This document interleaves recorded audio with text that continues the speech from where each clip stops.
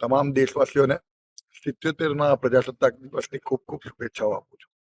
અને જ્યારે દેશમાં અમૃતકાળ ચાલી રહ્યો છે ત્યારે દેશના વડાપ્રધાન નરેન્દ્રભાઈ મોદી સાહેબ જે રીતે એમના સંકલ્પ સાથે દેશને આ સત્તા તરફ લઈ જવા માટે પ્રયાસ કરે છે, એમાં આપણે બધા જ સહભાગી થઈ અને દેશના એક સારા નાગરિક તરીકે અને જાગૃત નાગરિક તરીકે પણ આપણી ફરજ નિભાવીએ.